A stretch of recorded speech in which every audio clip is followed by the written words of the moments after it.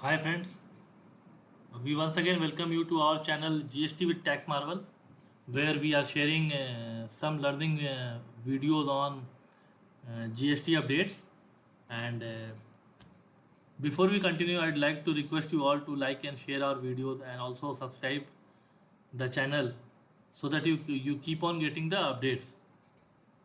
So, friends, today we are going to discuss on waiver of late fees for filing of GST R1 for the period March 20 to June 20.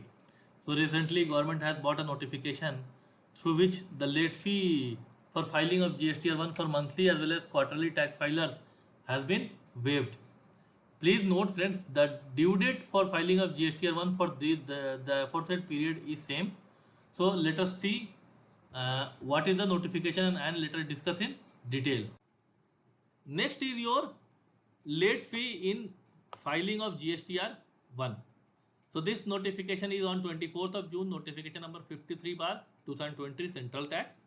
It has clarified that late fee is waived.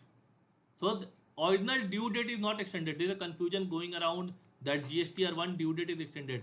GSTR1 due date is as it is, but only thing that has changed is that late fee will not be levied if you file.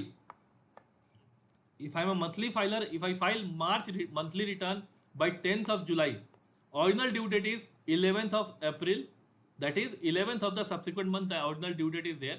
But government has said if you file March 20 return by 10th of July, there is no late fee. Right? April 24th July, May 28th July, and June 5th of August.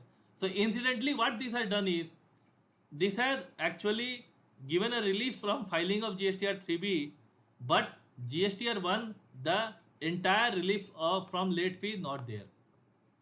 So if I am quarterly filer, Jan to March quarter 17 July, April to June quarter 3rd of August. Now this has thrown an interesting challenge to the big businesses or any business who is claiming input credit.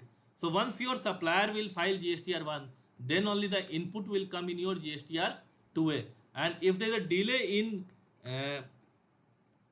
coming of input in your GSTR 2A, the department can always disallow that credit because we all are aware of the rule GSTR 2A plus 10%. So in case and the last day to claim your ITC as per your law is filing of return for September of the next year or filing of annual return whichever is earlier. So in any case 20 annual 1920 annual return we are not filing by 20th of October or 11th of October. So though the relief is given, we all have to follow up with our suppliers to check that they are filing the GSTR1 on due time. Because if they don't file their GSTR1 on the actual scheduled date, this may endanger our input credit.